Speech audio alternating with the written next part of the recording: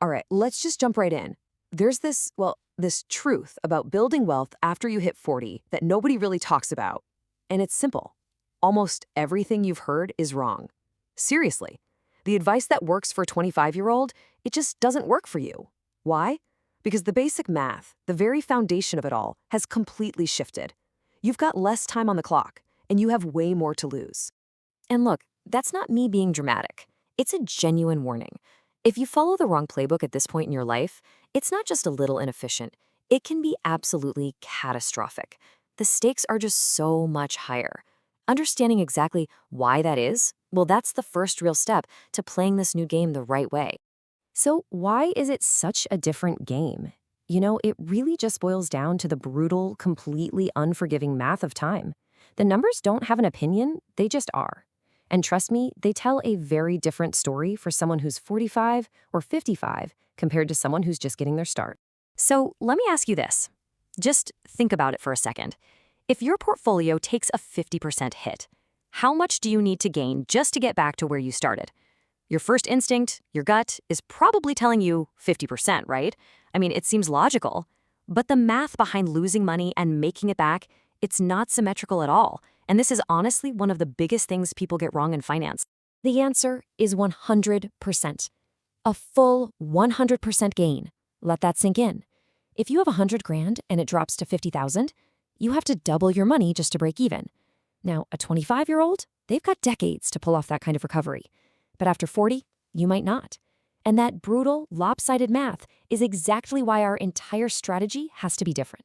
So here's the key takeaway. Your number one goal isn't just about growth anymore. It's about protecting the compounding machine you've already built.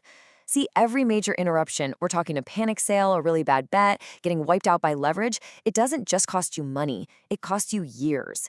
And years, well, that's the one currency you absolutely cannot afford to waste. Okay, so this brings us to this really powerful way of thinking, a mental model that completely flips the script on how to tackle this whole thing.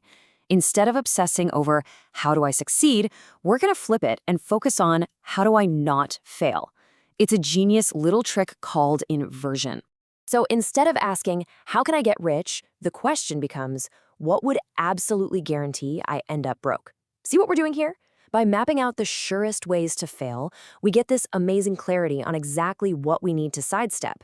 And it turns out, a lot of the time, success is just what's left over after you consistently avoid the really dumb mistakes. And this quote from Charlie Munger just nails it perfectly. This isn't about being negative or pessimistic, not at all. It's about being incredibly strategic.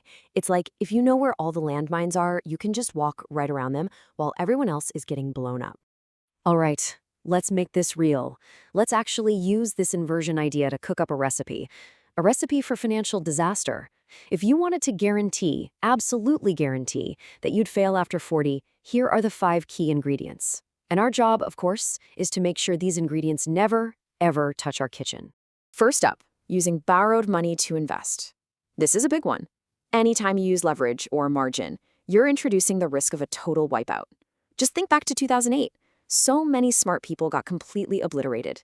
And it wasn't because their investments were bad for the long run. It's because they were leveraged up to their eyeballs, and a bad turn forced them to sell at the absolute worst moment. That leaves you with zero. And after 40, recovering from zero just isn't in the cards. It's a risk you just can't take. Ingredient number 2 for ruin: spending more than you earn. Now, I know, this sounds super obvious, but consumer debt is such a sneaky trap. It's that car payment that's just a little too high. It's all those subscriptions you forgot you even had. It's that credit card balance that just never seems to go down. All that stuff, it's compounding against you, relentlessly. And over a decade, that tiny little gap between spending a bit less than you earn versus a bit more, it creates 2 totally different lives. One is freedom, the other is just chains. Okay, ingredient 3 is being unreliable. And what's so interesting here is how this connects directly to your finances.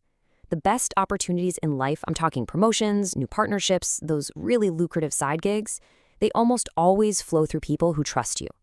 If you're known for being unreliable, you're just burning those bridges one by one.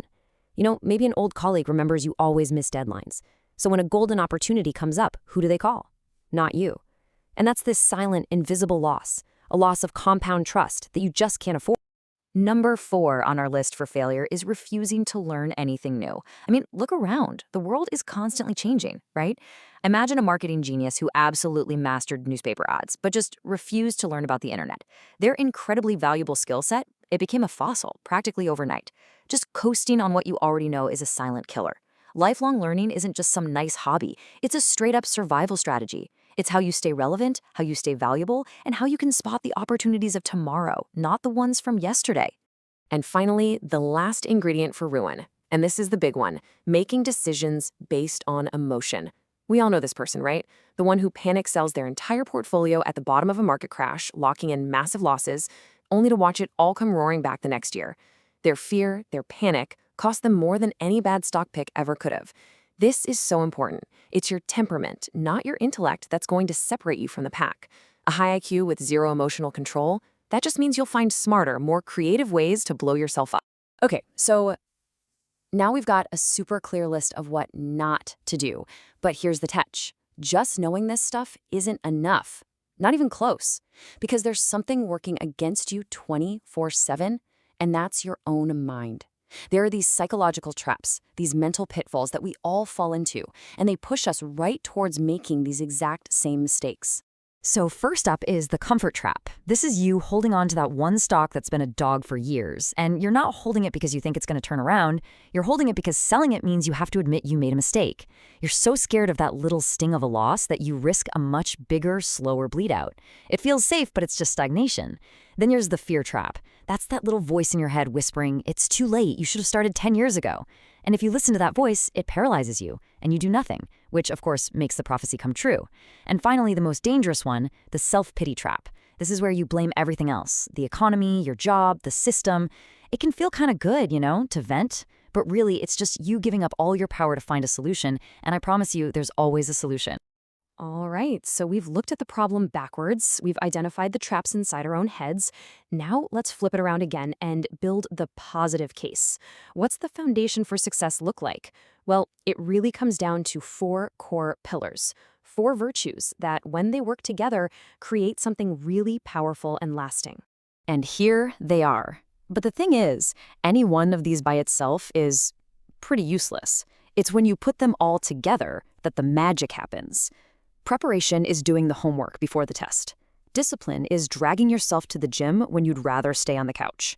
Patience is waiting and waiting for that perfect opportunity. And then decisiveness is swinging for the fences with everything you've got when that perfect pitch finally comes over the plate.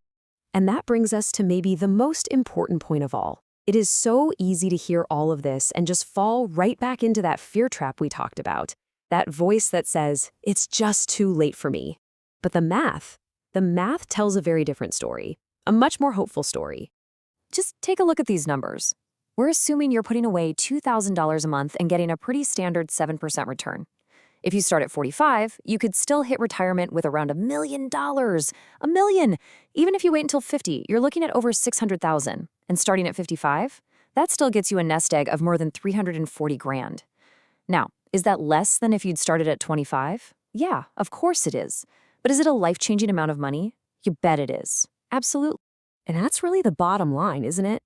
Your choice isn't between some perfect fantasy outcome and where you are today. The real choice is much simpler. It's between doing nothing and doing something. Doing nothing guarantees you fail, but taking action, even if it feels late, that guarantees progress. And something is always, always better than nothing. So really, that's the question to leave you with. Is it true you have less time than you used to? Yes, the clock is ticking. But it's also true that you have more time than you probably think. You likely have decades left, 20, 30, maybe even 40 years. And that is more than enough time to completely change your life. The only real question left is, what are you going to do with it?